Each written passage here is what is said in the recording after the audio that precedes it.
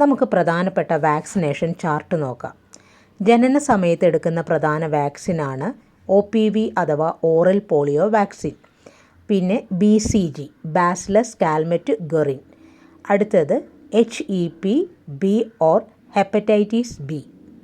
ജനിച്ച് 6 ആഴ്ച കഴിഞ്ഞെടുക്കേണ്ട വാക്സിനാണ് OPV അഥവാ oral polio vaccine first dose, RVV1 അഥവാ റോട്ട വൈറസ് വാക്സിൻ.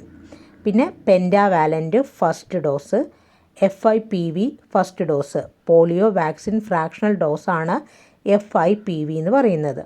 അടുത്തത് PCV ഫസ്റ്റ്. PCV എന്ന് പറഞ്ഞാൽ ന്യൂമോ കോക്കസ് കൺജുഗേറ്റ് വാക്സിൻ.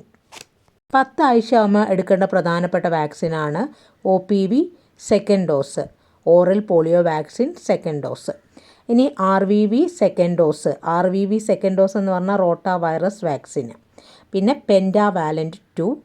ഇനി 14 ആഴ്ച ആകുമ്പോൾ എടുക്കേണ്ടത് OPV3, RVV3, പെൻറ്റാവാലൻ്റ് 3, അതുപോലെ FIPV സെക്കൻഡ് ഡോസ് എടുക്കണം. പിന്നെ PCV2 എടുക്കണം.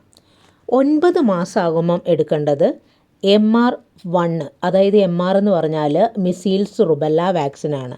അതുപോലെ PCV booster, pneumococcus conjugate വാക്സിനാണ് PCV എന്ന് പറയുന്നത്.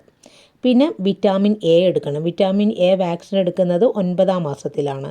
പിന്നെ FIPV തേർഡ് എടുക്കുന്നതും 9 മാസത്തിലാണ്.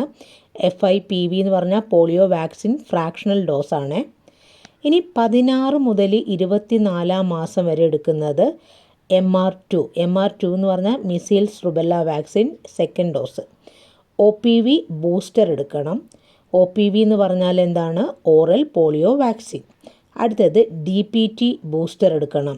Diphtheria, pertussis, tetanus vaccine. പിന്നെ വിറ്റാമിൻ A സെക്കൻഡ് ഡോസ് എടുക്കണം. 5-6 വയസ്സാകുമ്പം എടുക്കേണ്ടത് DPT ബൂസ്റ്ററാണ്. എന്താ DPT എന്ന് പറഞ്ഞാൽ ഡിഫ്തീരിയ, പെർട്ടൂസിസ്, ടെറ്റനസ് വാക്സിൻ. അടുത്തത് 10 വയസ്സാകുമ്പം എടുക്കേണ്ടത് TD1 അഥവാ ടെറ്റനസ് ഡിഫ്തീരിയ വാക്സിൻ. ഇനി 16-ാമത്തെ വയസ്സിലെടുക്കേണ്ട വാക്സിനാണ് ടെറ്റനസ് ഡിഫ്തീരിയ വാക്സിൻ അഥവാ TD.